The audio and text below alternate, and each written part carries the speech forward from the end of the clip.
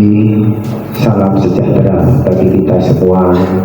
Salam Om Swastiastu, Namo Buddhaya, salam kebajikan, Rahayu.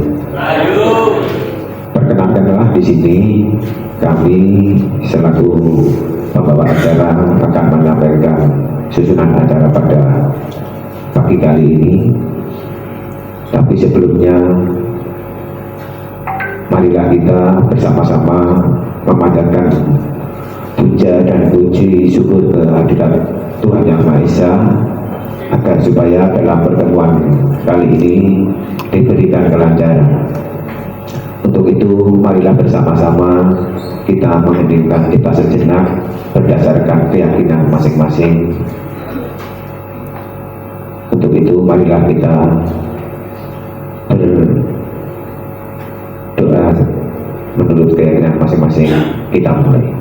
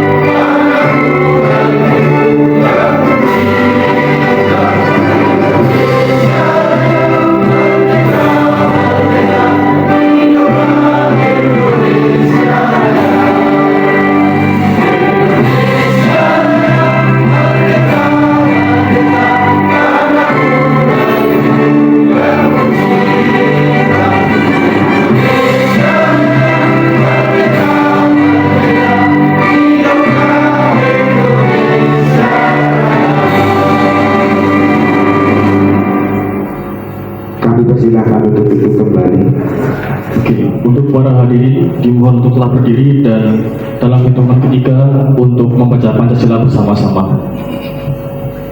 1, 2, 3. Pancasila. 1. Ketuhanan yang Maha Esa. 2.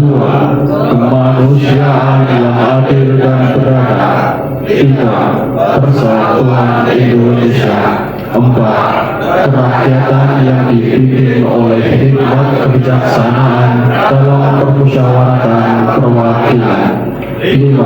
Keadilan sosial bagi seluruh rakyat Indonesia.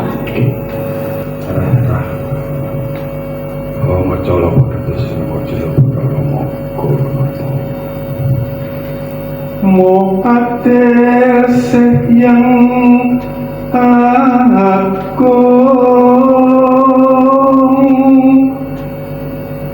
kampang kalamun namai tunong, nampa dawuhing Sang Hyang jagat puniki tansah sabar lan narimo wani laku nirpatutun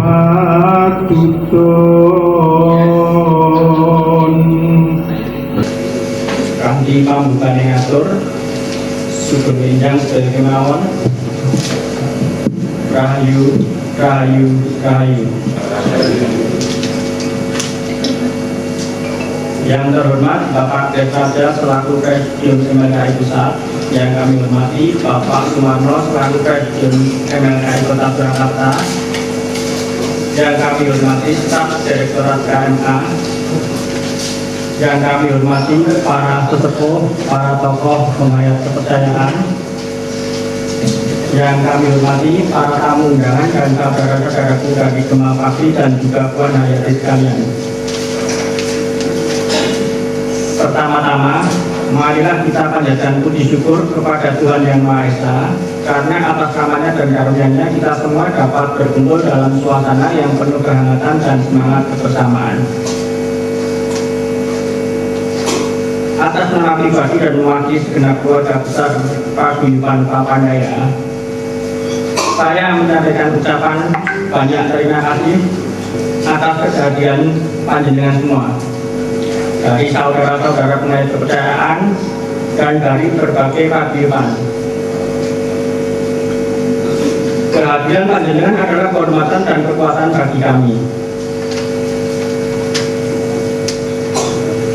Acara ini adalah bagian dari upaya bersama untuk menguatkan organisasi kita, mempererat tali persaudaraan, serta menyatukan langkah demi tegaknya eksistensi penghayat kepercayaan di bumi Nusantara. Semoga melalui pertemuan ini kita saling belajar, saling mendukung, dan tumbuh bersama dalam semangat kearifan lokal dan nilai-nilai luhur budaya bangsa. Akhir kata, kami mohon maaf bila dalam penyambutan dan pelaksanaan acara ini masih terdapat kekurangan. Sekali lagi, terima kasih atas kehadiran dan partisipasi panjenengan semua. Semoga kita senantiasa diberi kekuatan dan perlindungan dalam perjuangan menegakkan nilai-nilai kebenaran, kebajikan, dan keluhuran hidup. Rahayu, rahayu, rahayu. Yang kami hormati Presidium GMP MLKI Pusat Romo Kris Kesikaja, yang kami hormati Presidium GMD MLKI Kota Surakarta dan segenap pengurusnya, yang kami hormati Ketua Paguyuban Papandayan dan segenap pengurusnya juga, yang kami hormati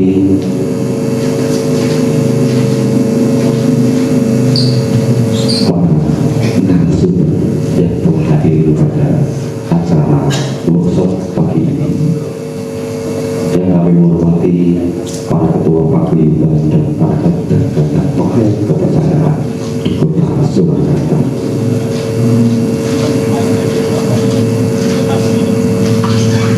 Sebelum saya menyampaikan sambutan pada pagi siang hari ini,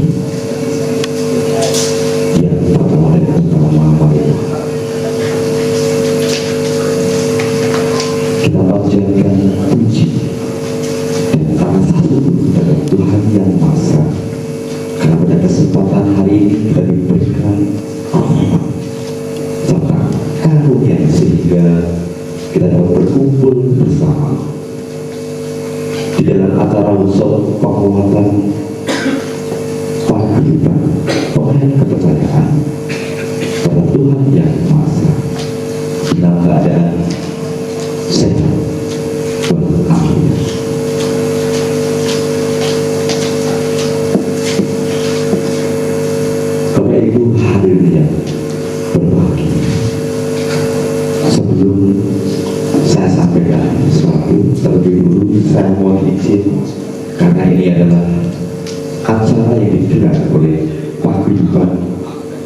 pengajian kepercayaan yang saat ini, yaitu Paguyuban Pamandaya. Untuk itu kepada Ketua Paguyuban Pamandaya dan segenap pengurusnya, saya mohon izin untuk berdiri. Monggo Ketua Paguyuban dan pengurus serta mungkin ada anggotanya mohon izin berdiri. Kalau ini dan monggo Pamandaya mohon ya. Pamandaya mohon izin untuk berdiri dulu, monggo di tempat duduk, enggak apa-apa. Nah, tentunya mari kita beri support kepada Paguyuban Pamandaya untuk kita tumbuh berkembang untuk menerapkan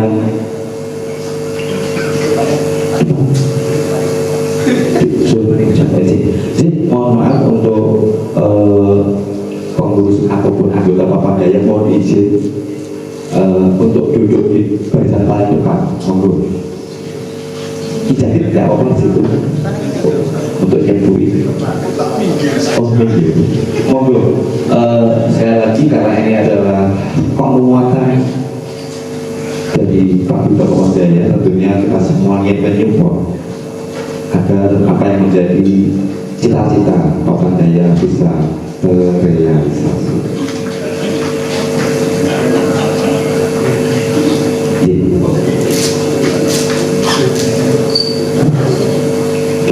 Baik, terima kasih.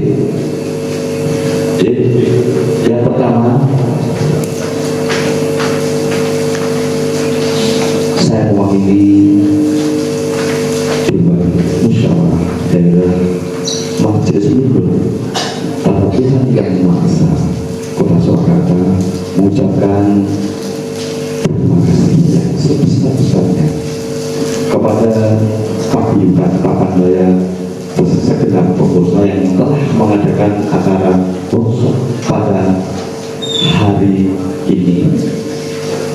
Tentunya ini menjadi momen di mana harapan kita nanti Paguyuban yang lain juga ikut serta mengadakan acara-acara yang serupa demi eksistensinya kepercayaan khususnya di Kota Surakarta dan umumnya di negara kita Republik Indonesia. Tentunya penguatan ini sangat penting bagi keberlanjutan sebuah organisasi maupun Paguyuban. Tentunya dengan dukungan dari pemerintah yang terkait dengan regulasi peraturan yang sangat mendukung akan tumbuh berkembangnya penghayat kepercayaan terhadap Tuhan Yang Maha Esa. Kemudian ini menjadi rasa syukur kita bersama, dan perlu kami sampaikan bahwa melalui konstitusi telah disahkan, yaitu Undang-Undang UHAM nomor 1 tahun 2003 yang akan berlaku efektif nanti pada tahun 2026, yaitu terkait dengan Undang-Undang Perlindungan Agama dan Kepercayaan. Kemudian ini suatu langkah yang sangat luar biasa berkat karunia Tuhan Yang Maha Esa untuk melindungi kaum penghayat kepercayaan dan juga agama. Tentunya ke depan ini menjadi sebuah momen untuk saling kita menghormati, untuk saling kita menyayangi di antara umat agama dan kepercayaan yang ada di negara yang kita cintai. Dan tentunya acara ini juga bisa berjalan berkat bantuan dari teman-teman dan kepercayaan, juga dari para pengurus Paguyuban. Juga tentunya terima kasih yang sebesar-besarnya kepada DIP KMA yang telah memberikan dukungan sehingga acara ini dapat berjalan dengan baik.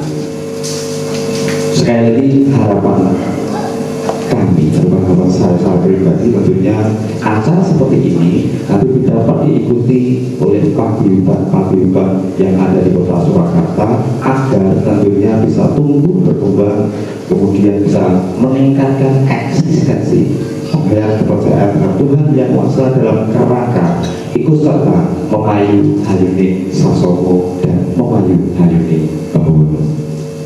Demikian yang dapat saya sampaikan, kurang lebihnya mohon maaf, dengan harapan dan dengan keinginan kita bersama agar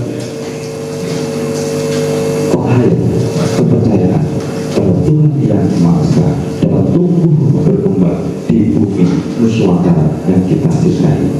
Rahayu, rahayu, rahayu, dul, matur nuwun. Jadi nanti diskusinya kita diskusi santai, jadi bisa tanya jawab setelah semua penyampai materi menyampaikan materinya. Dan diskusi yang pertama akan dimulai dari Pak Sri Handono Wahyu Budoyo. Pak Sri Handono akan menyampaikan sejarah dan perjalanan tentang Papandaya yang kemudian nanti supaya organisasinya bisa hidup lagi gitu ya. Masing-masing pemateri nanti akan menyampaikan 10 menit, tapi khusus Pak Handono bisa lebih panjang. Monggo silakan bebas. Silakan Pak Handono. Assalamualaikum warahmatullahi wabarakatuh. Maka berjalan Assalamualaikum rahayu. Pun maka Assalamualaikum Pancasila kan nggih? Pancasila. Pancasila. Kangge jumpa pun Pak Pancasila napa kesempatan untuk menguatkan menika. Sagedipun kita menika terus mendapat kita berhitung sesungguhnya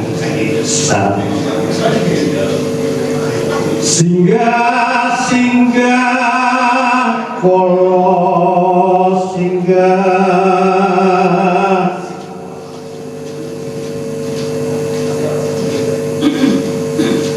pansung minggah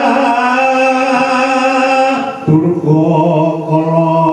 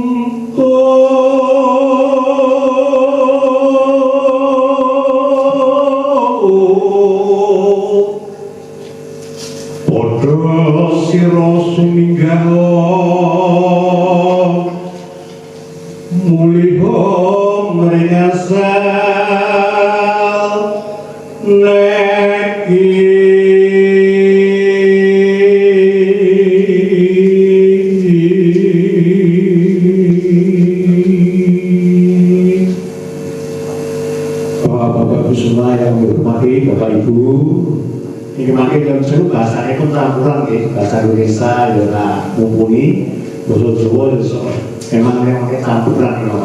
Itu judulipun ya, judulipun paguyuban kantos diladen daya ringkat.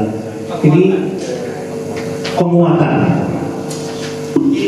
Nah ini dengan judul penguatan itu gini ya, masalah paguyuban Pancasila. Ini caranya dulu ketukan ya. Paguyuban Pancasila dulu berdiri tahun 1950. Itu yang diberikan Kanjeng Pangeran Haryo Handayanirat. Dulu berdomisili di Jalan Kabure 53 Gondang. Sering mengadakan pertemuan rutin dengan mengundang beberapa para tokoh-tokoh dan teman-teman semuanya. Kanjeng Handayanirat itu adalah putra dari Mangkunegaran Kapinan. Lajengipun menanti sampun lalu Kanjeng Pindah datang wonten makan Jalan Diponegoro. Tahun sekitar Jalan Kabure 53 Gondang, lorongnya pindah wonten Jalan Diponegoro.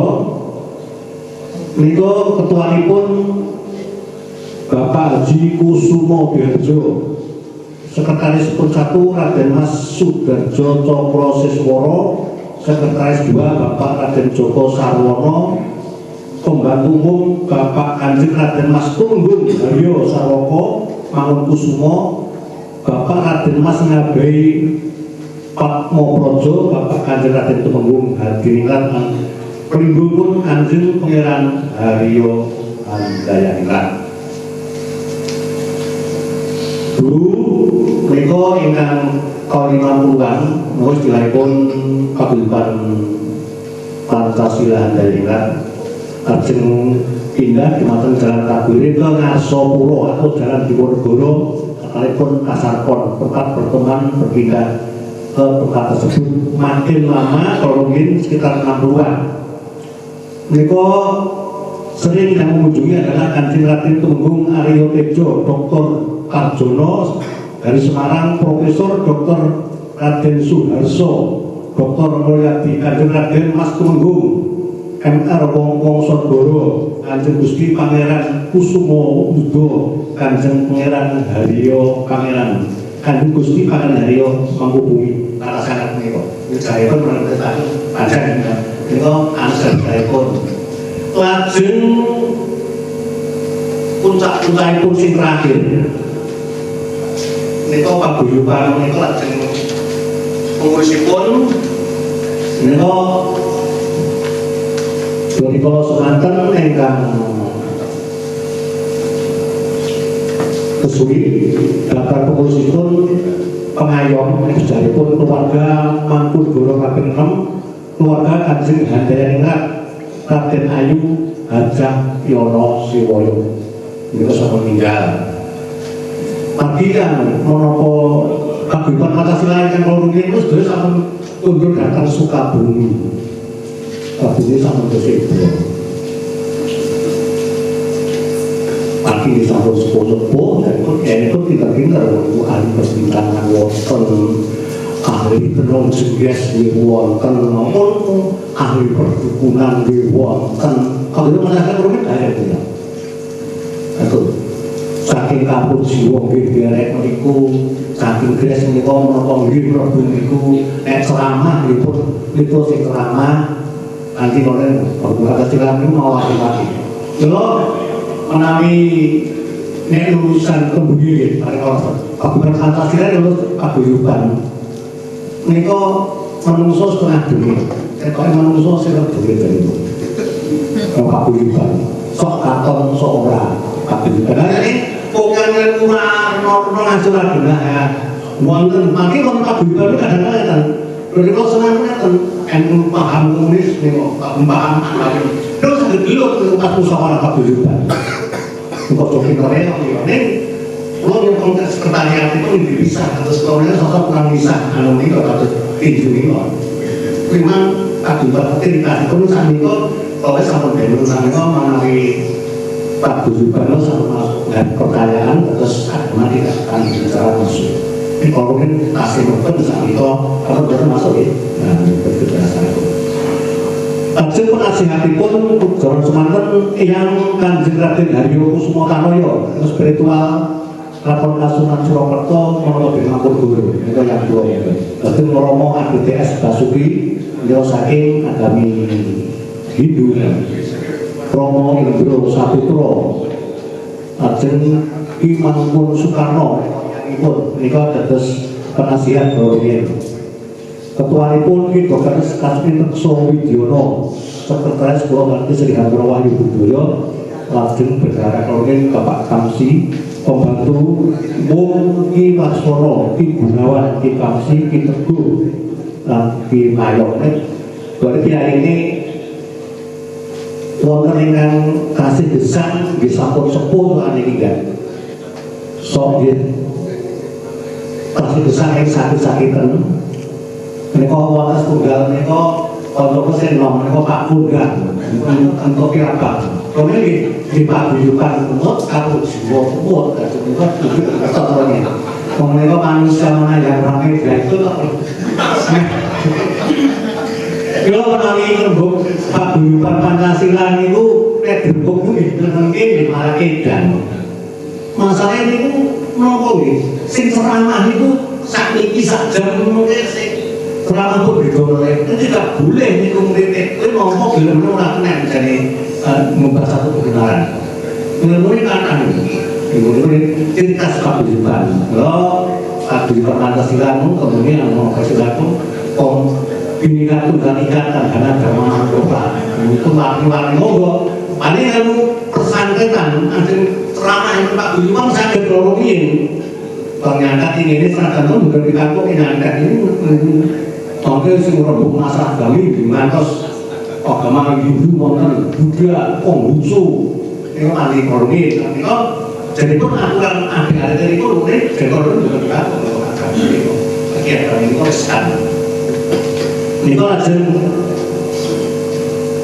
seksi seni budaya bahkan kemudian lo kata saya bersama ini jalan lo sampai lo liburan itu mati di fisik sampai lo itu tentang budaya keuangan bisa itu sampai lo sampai berjalan kalian tajam seksi rumah tangga itu busri nanti sama sego seksi rumah tangga itu sampai sego sebelum silakan kasih tunggal ini kan tadi kolongin sok mengikuti terus mereka Mas Kondang mereka sok menari Pak Budiman Pancasila datang oke datang mungkin Pak Budiman dia melu terima kasih kan ini kan bisa saksi mereka kan kasih duit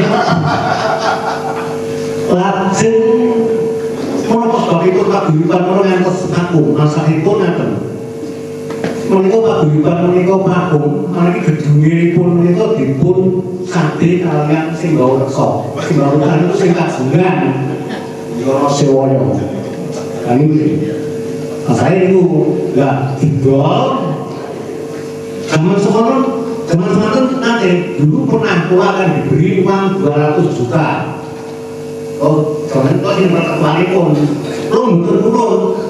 Masalah itu luwun-luwun itu turun gedung sing arep ngaten boten dipun paringi lajeng menika dipun paringi gedung wonten Nayu itu dari joglo Nayu itu joglo Pak Budiman Pancasila.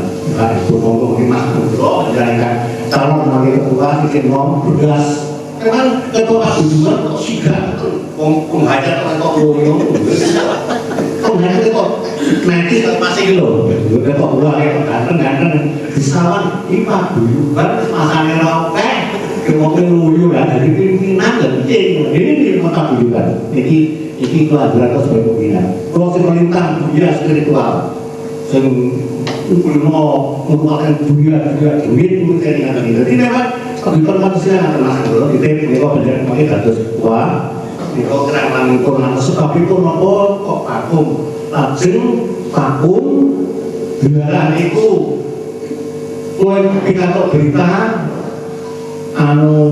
warga Pak Budiman meninggal ini capai itu nanti mungkin suka-suka yang itu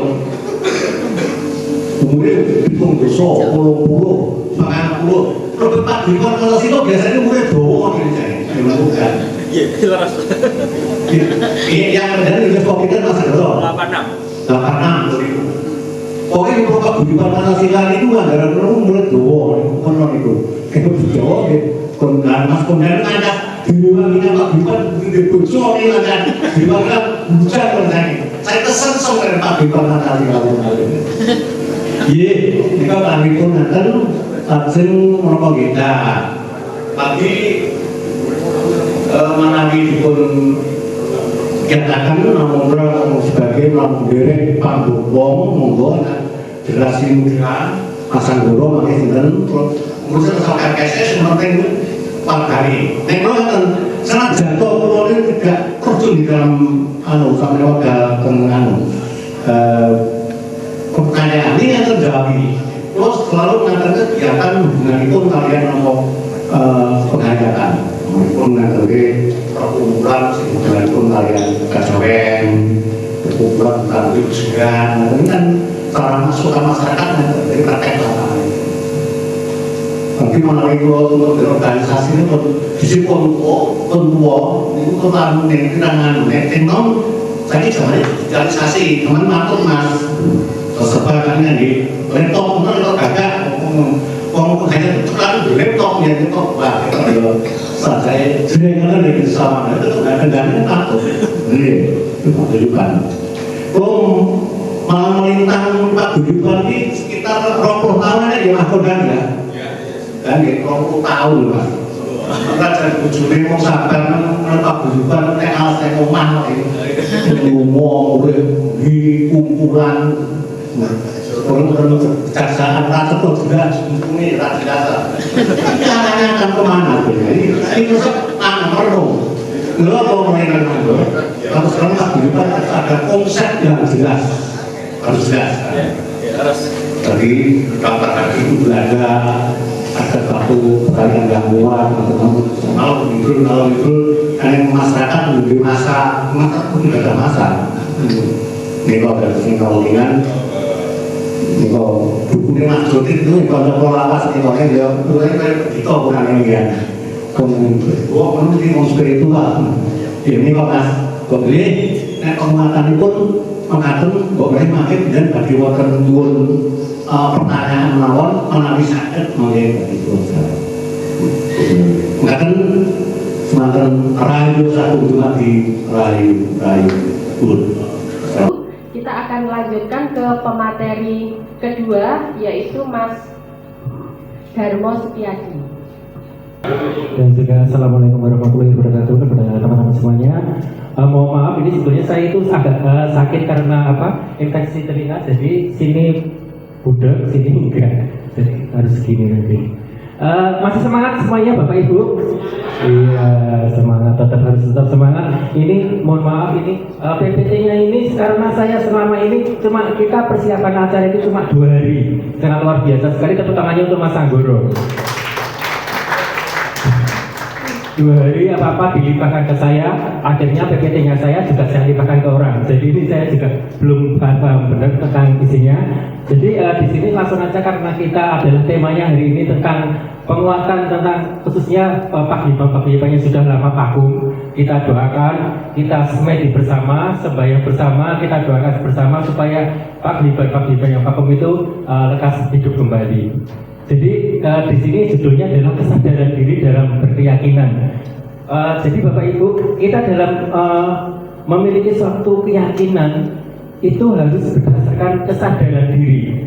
Sadar diri itu banyak macam-macamnya. Lanjut mungkin. Ini perkenalan. Nama saya Darmo, jangan dibalik seperti biasa. Usia 47 paling dulu enggak. Oke lanjut. Tentang fleksibilitas ajaran leluhur dalam era modern. Tadi yang DKI Pak Sri, oh iya, Pak Sri itu di Google Map ada asmanya RT Sri Handono. Ternyata sampai begitu sampai rumahnya ternyata Pak RT. Tapi yang Raden Tumenggung izin gimana? Raden Tumenggung dan juga Pak RT. Tentang sebelumnya. Entitas dipengaruhi oleh kondisi alam dan perkembangan pengetahuan. Jadi entitas itu adalah suatu perkumpulan itu berdasarkan perkembangan perubahan alam dan juga peradaban sekitar. Jadi kadang kita itu tadi yang dikatakan Pak Sri, kalau pengganti kepercayaan itu harus bisa mengikuti perkembangan zaman. Misalnya dulu itu menurut saya kalau mungkin masih alatnya itu keris, dupo dan lain sebagainya. Mungkin kalau sekarang agak modern dengan menggunakan laptop dan sebagainya. Dan terbukanya pemikiran dalam menerima sebuah kondisi yang sesuai dengan perkembangan zaman sangat dibutuhkan guna penyelarasan. Dan itu seperti itu. Menurut saya kalau kita juga bangga memakai pakaian misalnya beskap, tapi apakah Bapak Ibu pernah memakai beskap di mall? Kan seperti itu ya. Jadi kita memang harus terbuka, tidak apa-apa. Batik itu juga merupakan suatu identitas negara kita, tapi kan itu kita masih normal, wajar atau memakainya di dalam mall seperti itu ya. Bagaimana masih ngatur semuanya atau langsung terakhir aja rahayu? Ini saya juga nggak tahu loh isinya apa. Sehingga sebuah peradaan berjalan seperti itu ya. Jadi Jadi tetap antara peradatan itu selaras dengan peradaban. Kita beradab, tapi tetap juga beradab, seperti itu kira-kira saya perlu di sini. Lanjut.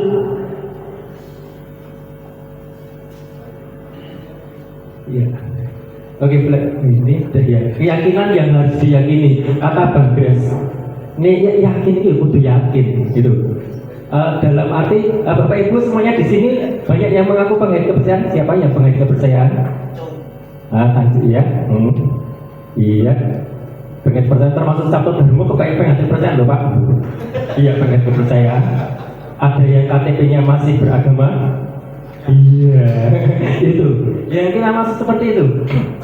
Kita bolak-balik itu untuk mensosialisasikan kalau kita menjalani suatu keyakinan apa, kalau bisa itu disesuaikan dengan kartu identitas diri, merupakan KTP.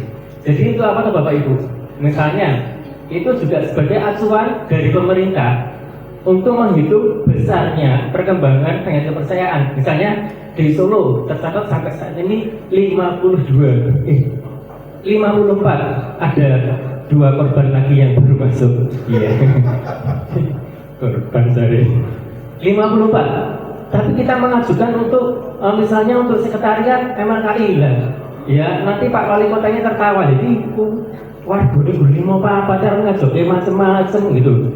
Jadi, mohon Bapak Ibu sekalian yang masih kan ber-KTP kan yang belum sesuai dengan keyakinan kita, mau bisa membantu MLKI itu untuk mendapatkan bantuan. Ya untuk kita semuanya, dari kita untuk semuanya. Lanjut. Regenerasi di Sabto Dharma. Ini yang sekedar cerita Sabto Dharma Rabu ya Mbak. Itu ada teman saya Mbak Tuti, mohon Mbak Tuti berdiri. Iya, itu yang gemuk sendiri itu adalah koordinator remaja tingkat provinsi Jawa Tengah. Bayangkan, cewek mantan, setidaknya pernah itu ada suaminya Mas Sayo itu juga Sabto Dharma, keduanya sudah berKTP penghayat kepercayaan. Bayangkan perempuan kesana kemari itu demi apa? Berdharma demi Sabto Dharma. Nah, seperti itu kita harap juga dari Pak Pandaya semangat untuk remajanya itu mengembangkan organisasinya itu kita harap itu ada. Jadi penuh perjuangan, penuh dharma. Jadi jangan berharap orientasi apa dulu. Pokoknya kita sebagai remaja ya sudah. Kita saya mau dawuh Pak Mul. Ini Pak Mul itu adalah turunan Sanggar Begalon. Itu maksud kita Pak minta tolong nanti ini mau ganti KTP. Kan nggak mungkin. Kita nanti biasanya kita ya bergerak. Terus Pak Mul tinggal di rumah tanda tangan seperti itu. Ya kita harap seperti ini. Jadi memang kita remaja itu kadang itu merasa tidak dianggap di depan. Kalau di Sabto Dharma enggak. Remaja itu memang harus mempunyai tanggung jawab sendiri, harus duduk di depan. Bukan berarti melayani yang sepuh-sepuh, tapi memang kita itu niatnya itu berdharma. Intinya seperti itu. Ini adalah contoh sanggaran anak-anak dan Sabto Dharma tingkat nasional. Ini sebetulnya sih banyak melebar tadi karena fotonya itu terbatas dia seperti itu.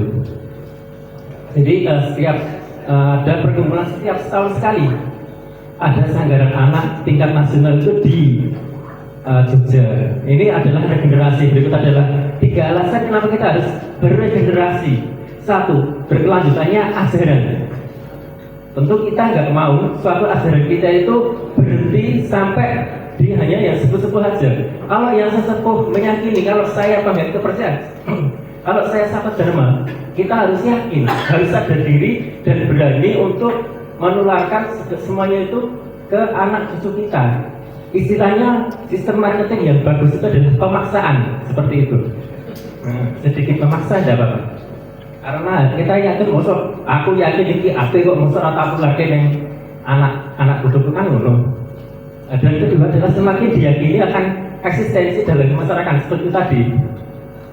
Kalau kita mau eksistensi kita ada, ya kita harus ada. Jangan kita mengaku ada tapi kita tidak ada. Itu seperti itu. Yang ketiga adalah melahirkan bibit-bibit yang berani menerima jati diri sendiri. Ada pernah dari seseorang lain itu ketemu saya pernah dari kota lain itu malu untuk Mas, aku nanti ojo diomongke ya, saya itu dari pengertian kepercayaan seperti itu, saya itu dari kumpulan yang sepuh-sepuh seperti itu. Padahal banyak juga pengertian kepercayaan itu yang masih muda-muda.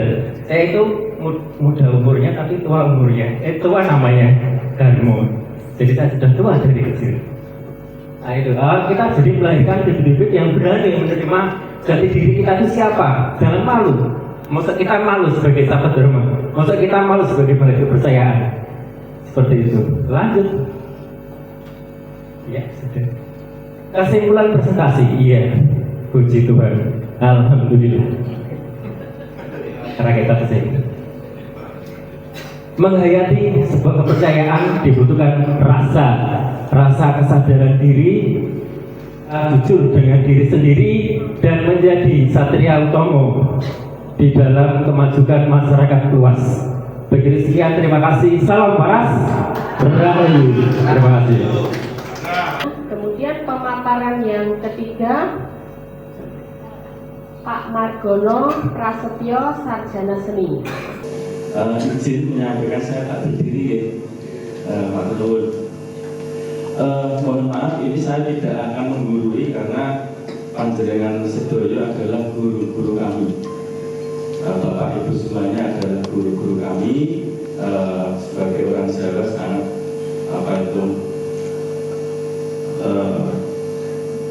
budaya itu sangat kental sekali, dan kami sangat belajar kepada alam, sangat belajar kepada Bapak Ibu semuanya, terutama para senior kami. Ada Pak Gres, ada Pak Handoyo, Pak Sumarno, dan banyak sekali sesepuh-sesepuh di sini. Maka saya mohon izin dan mohon maaf apabila nanti saya waktu wani, terima kasih.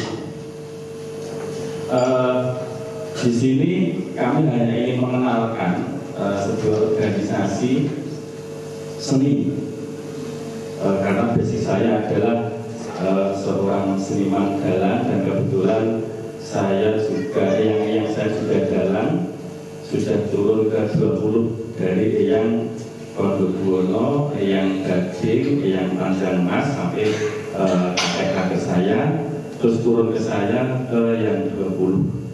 Makanya kami atau saya sangat mempunyai tanggung jawab untuk melestarikan pada generasi penerus, atau minimal mengenalkan budaya, terutama yang kami geluti adalah wayang atau budaya yang lain, kepada generasi penerus. Sanggar Grogon itu berdiri sejak tahun 2008. 2008 saya lulus kuliah dari ISI Surakarta, jurusan perdalangan. Tahun 2007, tahun 2008 kami mendirikan sebuah sanggar secara resmi, ada di dekat kampus ISI Surakarta. Situ. Waktu itu sanggar itu dulu kos saya, terus akhirnya saya beli, saya jadikan sebuah sanggar. Kegiatan-kegiatan kami diantaranya adalah memproduksi wayang, terus ada juga mengenalkan wayang, mengenalkan budaya kepada anak-anak. Itu dengan cara salah satunya kami menciptakan sebuah wayang Semar yang terbesar, mungkin Bapak Ibu sudah mengetahui. Itu prosesnya sangat lama. Dari tahun 2008 saya itu naik ke Gunung Wilis. Di situ ada sebuah batu besar, bentuknya Semar. Akan tetapi setelah dipotret sama teman-teman fotografer, bentuknya benar-benar Semar, tapi kok ada seperti gumpalan di belakangnya, seperti rambut seperti itu. Makanya dulu saya membuat wayang Semar, namanya Semar Gumbak. Semar Gumbak, Pak Sukat Limo Pancer, yang mempunyai kuncung yang terburai sampai ke tanah. Itu tahun 2008, terus tahun 2012 saya buat, tahun 2013 baru selesai. Dan akhirnya saya bawa ke Jakarta, terus kita keliling ke Nusantara, sudah titik ke hampir 80 titik Jawa Bali, itu sampai sekarang.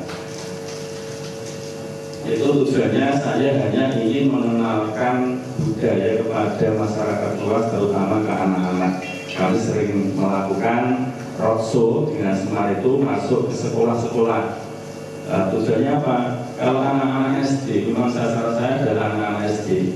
Kalau anak-anak itu mengenal tentang dikenalkan dengan wayang, memori anak-anak nanti next setelah dewasa pasti akan teringat, oh pada waktu kecil saya dulu pernah kirap Semar yang sangat besar, itu akan terngiang, dan setelah terngiang pasti akan mencari apa itu wayang Semar, apa itu wayang, apa itu budaya. Inilah salah satu alternatif saya untuk mengenalkan budaya terutama wayang pada anak-anak.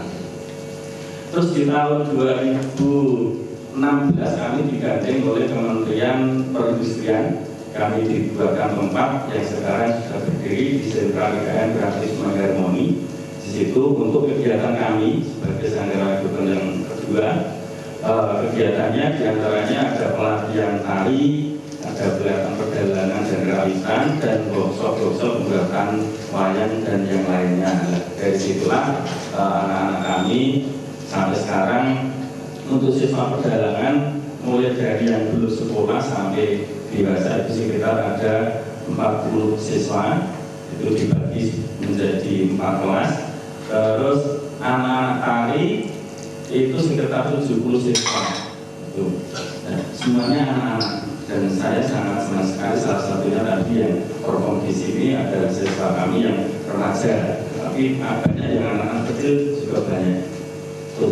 Terus tahun 2022 kami mendirikan Sanggar Api di Karanganyar, tepatnya sekarang itu di Karangpandan. Kami bergabung dengan Rumah Tempe Indonesia. Sanggar Gubern 3 itu berdiri tahun 2022 dulu, yang meresmikan oleh Kementerian Pemuda dan Olahraga sama Pak Bupati Karanganyar, dan secara pribadi dulu Mas Gibran. Sampai sekarang sudah berjalan di Karanganyar, tepatnya di Karangpandan.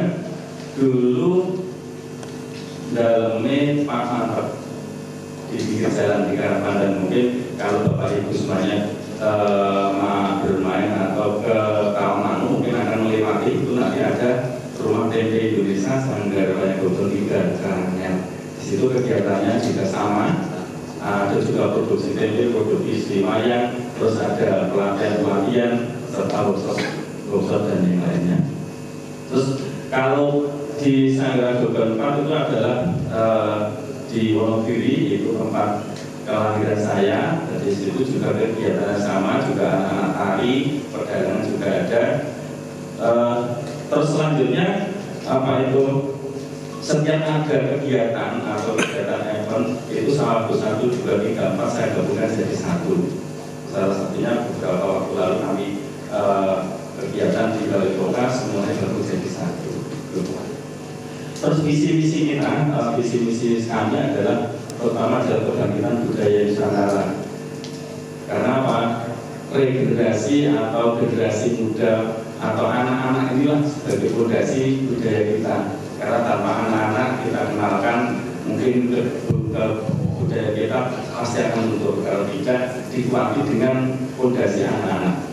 Terus misinya adalah untuk bisa, ini karena berkaitan dengan dunia kerja, produksi kami ada meningkatkan kualitas kerja, melayani konsumen dengan baik, menjaga dan menjunjung tinggi budaya Nusantara, kebersihan dan komitmen dalam berbudaya. Seperti itu.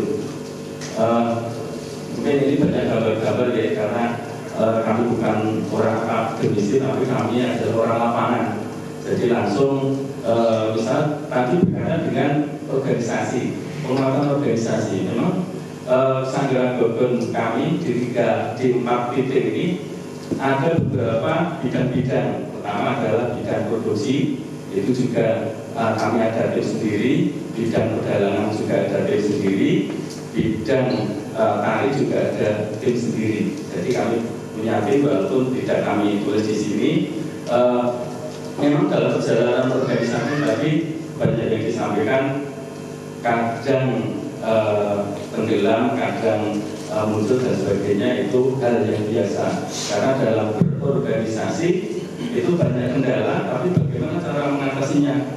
Kalau pengalaman pribadi saya, pengalaman saya tidak baru sebagai pemimpin, baru sebagai owner, baru sebagai ketua, itu tidak semena-mena kepada teman-teman yang membantu kita. Semuanya kita rangkul, baik yang kurang, baik yang lebih, baik yang bahkan semuanya kami rangkul di tempat kami. Kami tidak membedakan siapapun itu. Kalau memang masuk ke dalam kami sesuai bidangnya masing-masing, semua saya rangkul. Contoh salah satu seperti ini di bidang produksi yang baru belajar, yang sudah profesional, yang pasarnya tidak ada, semua kami rangkul, dan itu ada tugasnya masing-masing. Contohnya misalnya gini, yang baru belajar anak-anak itu membuat wayang. Kalau untuk membuat wayang yang profesional mungkin nggak bisa atau belum bisa, dan ajak sharing, kita kenalan, kita jalin dengan kekeluargaan, terus kita kerjasama apa yang harus kita kerjasamakan. Contoh yang di Karangjati juga, kami juga bergandengan tangan dengan rumah tempe Indonesia, itu produksi tempe yang ada di beberapa titik di Indonesia. Pusatnya di Bogor. Nah, saya juga ketemu di Jakarta, kita saling kerjasama. Mungkin agak asing ya, masuk tempe campur dengan wayang. Karena alasan kami itu adalah tempe adalah juga peninggalan leluhur kita. Tidak ada produk tempe dari luar negeri, mungkin tidak ada yang ada di Jawa. Karena itu ada peninggalan nenek moyang kita, dan wayang itu juga peninggalan nenek moyang kita. Dan dari situlah kita gatot atau kita mes, kita gabungan jadi satu. Dan di situ banyak muncul ide-ide yang kami selaraskan, yaitu kami menciptakan wayang tempe. Dan itu kemarin juga kami pentaskan bersama anak-anak. Mungkin itu yang bisa saya sampaikan. Apabila kami banyak kalimat yang salah, saya mohon maaf, mohon izin. Terima kasih. Rahayu. Kemudian kita akan melanjutkan ke pemateri selanjutnya, Bapak Rian Sugiarto, Sarjana Psikologi, Master of Art. Rahayu, salam langgeng bunga susah, maturun. Saya kira izin mawi bahasa Indonesia. Jadi nasib saya sama dihubungi 2 hari yang lalu, dengan narasumber yang lain itu. Saya diminta Kigres untuk bicara di depan Bapak Ibu sekalian berkaitan dengan bagaimana penguatan organisasi penghayat kepercayaan. Bapak Ibu sekalian, kalau kita cermati, kenapa kemudian organisasi menjadi penting? Jadi kalau dilihat dari definisinya, sebenarnya untuk membentuk organisasi itu hanya dibutuhkan 2 orang atau lebih. Jadi kalau ada penghayat yang jumlahnya 2 orang misalnya, itu pun sudah boleh mendirikan organisasi secara formal maupun informal. Karena itu beberapa hal tadi juga satu disampaikan oleh Mas Dharma, kemudian juga Pak Martono, Pak Sri, bahwa organisasi menjadi kata kunci penting agar kita bisa eksis, agar kita bisa tetap melanjutkan nilai-nilai ataupun ajaran-ajaran yang kita yakini secara bersama-sama. Kenapa kemudian kenapa kemudian organisasi menjadi penting bagi penghayat kepercayaan? Kalau ini nggak kebaca, sekarang boleh dibawa, boleh disimpan sehingga kapanpun nanti kita bisa diskusikan. Kenapa kemudian organisasi penting bagi penghayat?